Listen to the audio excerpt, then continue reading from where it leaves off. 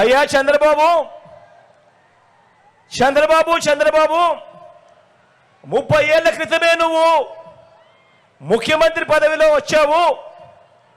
వెన్నుపోట్లు పొడిచో, తడిగుడ్డతో గొంతు కోసో, కుట్రలు చేసో, కుతంత్రాలు చేసో, లేదా పొత్తులు పెట్టుకోను, లేదా నీ ఎల్లో మీడియాలో అబద్ధపు వార్తలు ప్రచారం చేయించుకోను, ఏదోలా మొత్తానికి 30 ఏళ్ల క్రితమే నువ్వు ముఖ్యమంత్రి అయ్యావు కదయ్యా.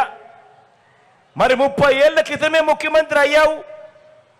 14 ఏళ్ళు మోసాలతోనూ వెన్నుపోట్లతోనూ ముఖ్యమంత్రిగా చేసి కూడా ప్రజల ముందు నిలబడినప్పుడు, ఓటు నువ్వు అడిగేటప్పుడు పేదలకు ఈ మంచి నేను చేశాను కాబట్టి నా గతాన్ని చూసి నాకు ఓటు వేయండి అని చెప్పకుండా, ఇప్పటికీ కూడా ఎన్నికలు ఎప్పుడొచ్చినా కూడా పేదలకు తాను గతంలో ఇది చేశాను, ఈ చేసిన దానికి నాకు ఓట్లు వేయండి అని చెప్పి ఈ పెద్ద మనిషి అడగడు.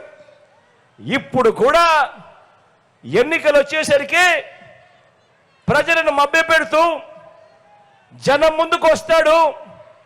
నేను అది చేస్తాను, నేను ఇది ఇస్తాను అని తన గతం గురించి చెప్పడు. కానీ ప్రజలను మభ్యపెట్టే కార్యక్రమంగా నాకు ఓటేస్తే నేను కేజీ బంగారం ఇస్తాను, నాకు ఓటేస్తే నేను ఇంటింటికి బెంజ్ కారు కొనిస్తాను, నాకు ఓటేస్తే ముఖ్యమైన హామీలు ఇస్తాను, నాకు ఓటు వస్తే సూపర్ 6 సూపర్ 7 అని ఇలాంటివి మాట్లాడతాడే. కానీ నేను ముఖ్యమంత్రిగా 14 ఏళ్ళు పరిపాలన చేశాను, ప్రతి పేదవాడిలోనూ గుడి కట్టుకునేట్టుగా, ప్రతి పేదవాడి గుండెల్లో గుడి కట్టుకునేట్టుగా ఆ పేదవాడికి నేను ఈ మంచి చేశాను, ఈ మంచి స్కీము తెచ్చాను, దీన్ని చూసి నాకు ఓటు వేయండి అని చెప్పి ఏ రోజు అనడు ఈ పెద్ద మనిషి చంద్రబాబు నాయుడు గారు.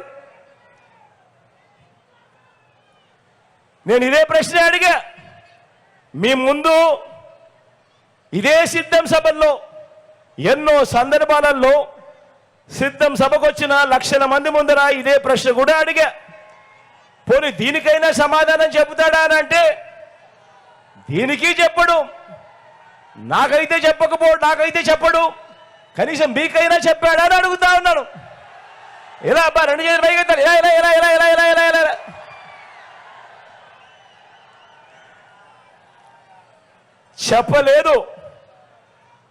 చెప్పలేదు అనే దానికంటే కూడా చెప్పలేడు అనటం కరెక్ట్ ఈ పెద్ద మనిషి చంద్రబాబు నాయుడు గారి విషయంలో. ఎందుకంటే ప్రజలతోనూ పేదలతోనూ బాబు బంధం అతకని బంధం.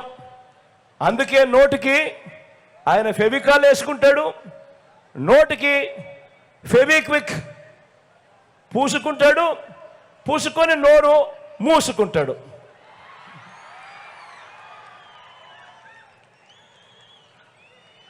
మరి మీ బిడ్డ